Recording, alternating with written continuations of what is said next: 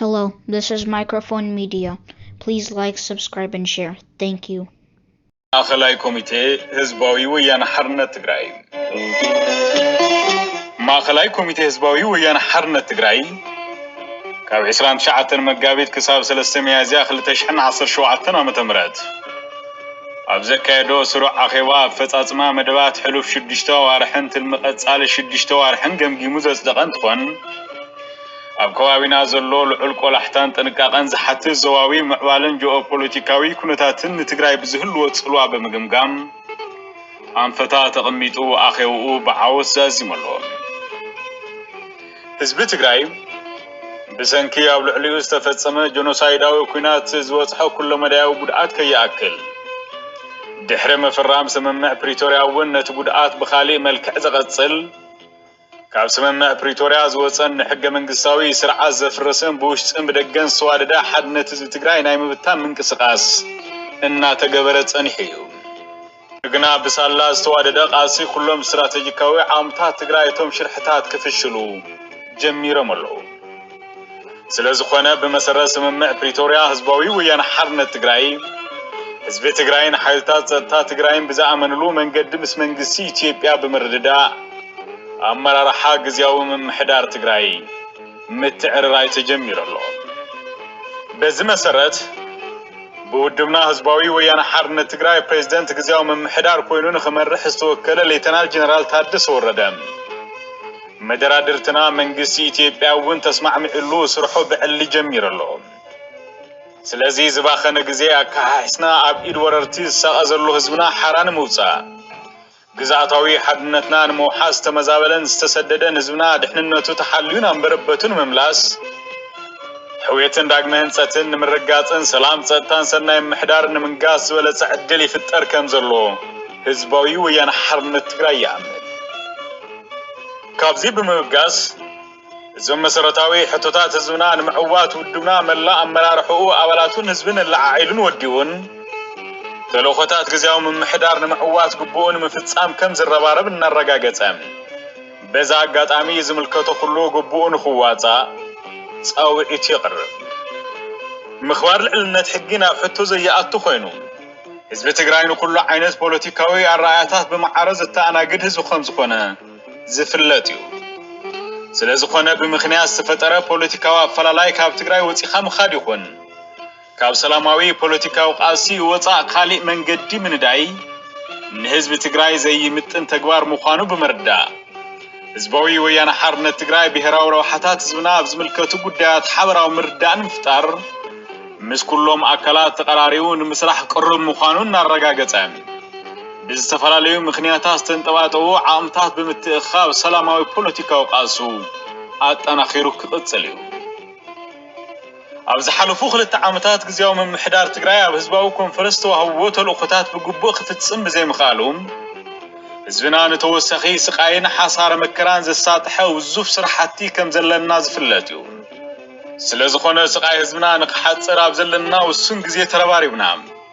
ሕሉፍ ድኽመታት ብዘከሓሕስ መልክዑ መደባትና ክንዓምም ከም ዝግባእን ኩሉ ዓይነት ርብርብ ክግበር ከም ዘለዎን ማእከላይ ኮሚቴ ህዝባዊ ወያነ ሓርነት ትግራይ ወሲኑሎ ነዝረዚን ውራይ ንምዕዋት ግዚያዊ ምምሕዳር ትግራይ ዝተማለአ ቁመና ሃልይዎ ሓላፍነቱ ብግቡእ ንኽዋጻእ ዕማማቱ ንኽፍጽምን ብዘኽእል መንገዲ ኩሉ ኣመራርሓና ኣባልና ናብ ውሽጢ ዓድን ወፃእን ዝነብር ህዝብናን ዝከኣሎ ኩሉ ንኽገብር ንጽውዕ እዚ እውን ከም ዘለዎ ኮይኑ ህዝባዊ ወያነ ሓርነት ትግራይ ሕዚ እውን ዝተማለአ ምትእምማንን ሰላምን ተረጋጊጹ ናብ ናይ ልምዓትን ህንጸት ዲሞክራሲያዊ ስርዓትን ስራሕቲ ምስጋር ዝከኣል መስርሕ ሰላም ፕሪቶርያ ብዝግባእ እንትትግበር ምዃኑ ብጽኑዕ ይኣምን ኣብዚ ሕዚ እዋን ምስ መንግስቲ ኢትዮጵያ ዘተኣሳስረና ብሕታዊ ገመድ ስምምዕ ፕሪቶርያ ስለዝኾነ እቲ ስምምዕ ንምትግባር ተቀራሪብካን ተኣማሚንካን ምስራሕ ከም ዘድሊ ይኣምን ህዝባዊ ወያነ ሓርነት ትግራይ ከም መጠን ፈራምን ተደራዳርን በቲ ስምምዕ መሰረት ዘላቂ ሰላም ንምርጋጽ ኣብ ዝግበር ጻዕሪ ካብኡ ዝድለ ኩሉ ንምፍጻም ሕዚ እውን ድሉው ምዃኑ የረጋግጽ መንግስቲ ኢትዮጵያ ስምምዕ ፕሪቶርያ እናጥሓሰን ህዝቢ ትግራይ እናጓነየን ኣብ ልዕሊኡ ተፈጸምቲ ዝኾኑ ኣዋጃት ደንብታትን መምርሕታትን በይኑ ዝውስነሉ ኩነታት ብስፍሓት እናተረኣየ ይመጽእ ኣሎ። እዚ ኣካይዳ ተመሓይሽን ስምምዕ ፕሪቶርያ ተኸቢሩን ክልቴና ፈረምቲ ኣካላት ብፖለቲካዊ ዘተ ምርዳእን ሓቢርና ክንሰርሕ ከም ዝግባእ ማእከላይ ኮሚቴ ህዝባዊ ወያነ ሓርነት ትግራይ ይኣምን። ከም ወትሩ ዘለዎ ቅርብነቱ እውን ይገልጽ። ብፍላይ ኣብ ትሕቲ ወረርቲ ዘሎ ህዝብናን ሉዓላውነትናን ሓራን ምውፃእን ዝተመዛበለን ዝተሰደደን ህዝብና ናብ መረበቱን ምምላስን ናይ ቀዳምነት ተዋሂብዎ ስምምዕ ፕሪቶርያ ብዝግባእ ንኽፍጸም መንግስትን ህዝብን ኢትዮጵያ ማሕበረሰብ ዓለምን ካልኦት ዝምልከተኩም ኣካላትን ግቡእኹም ንኽትዋጽኡ ንጽውዕ። ስምምዕ ፕሪቶርያ ውሽጣዊ ሰላምና ንምውሓዝ ዘለዎ ልዑል ግደ ከም ዘለዎ ኮይኑ ንዞባዊ ሰላምን ምርጋዕን እውን ዓብይ ኣበርክቶ ከም ዘለዎ ኩሉ ዝርድኦ ሓቂ እዩ። ኣብ ከባቢና ብዝተፈላለየ ምክንያታት ዝምዕብሉ ዘለውን ናብ ጎንፂ ክወስዱ ዝኽእሉ ምትፍናናት ነዚ ዞባ ብሓፈሻ ብቐንዱ ድማ ንትግራይ ዘለዎም ኩሉ መዳያዊ ሳዕቤን ማእከላይ ኮሚቴ ህዝባዊ ወያነ ሓርነት ትግራይ ብዝርዝር ገምጊምዎ ኣሎ። ጀኖሳይዳዊ ኩናት ትግራይ ዘብፅሖ በሰላ ገና ኣብ ዘይሓወየሉን እቲ ቅልውላዊ መልክዑ ቀይሩ እናቐጸለ ዘለሉን እዋን እዞም ንኸባቢና ዝህውኹን ሰላምና ዘርጉም ምንቅስቃሳት ሳዕቤኖም ኣዝዩ ከቢድ ስለ ዝኾነም ብጥንቃቐ ክረኣዮም ብሰላማዊ መንገዲ ንምፍታሕ ዘድሊ ፃዕሪ ክግበር ማእከላይ ኮሚቴ ህዝባዊ ወያነ ሓርነት ትግራይ የዘኻኽር። ኣብዚ ኩነታት ዝዋስኡ ዘለዉ ሓይልታት ፍልልዮም ብሰላማውን ዲፕሎማስያውን መንገዲ ንኽፈትሑ ኩሎም ዝምልከቶም ኣካላት ኣድላይ ዘበለ ፃዕሪ ንኽገብሩ ይጽውዕ። ከም ህዝባዊ ወያነ ሓርነት ትግራይን ህዝቢ ትግራይን እውን ሰላም ንምርጋጽን ህዝዋ ንምውሓስ ኣብ ዝግበር ፃዕሪ እጃምና ከም ንዋፃእ ንረጋገጽ። ዝኸበርካ ኣብ ውሽጢ ዓድን ወፃእን እትነብር ህዝብና፣ ዝኸበርካ ኣብ ትሕቲ ወረርቲ ሓይልታት ኮይንካ ትሳቐ ዘለኻ ህዝብና፣ ዝኸበርኩም ካብ ምዉቕ ገዛኹም ተመዛቢልኩምን ተሰዲድኩምን ዘለኹም ወገናትና፣ ኣመራርሓን ኣባላትን ህዝባዊ ወያነ ሓርነት ትግራይ፣ ሓይልታት ጸጥታ ትግራይ፣ ስድራ ስዋስ፣ ተጋደልትን ነባራት ዓቕምን፣ መናእሰይን ደቂ ኣንስትዮን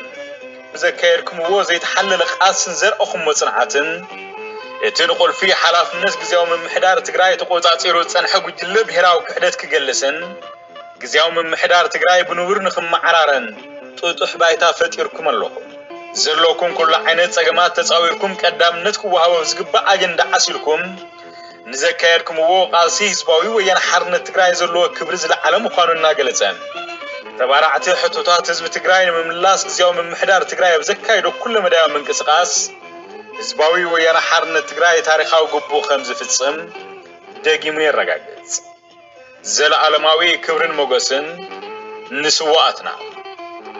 ማእከላይ ኮሚቴ ህዝባዊ ወያነ ሓርነት ትግራይ 4 ሚያዝያ 2017 ዓ.ም መቐለ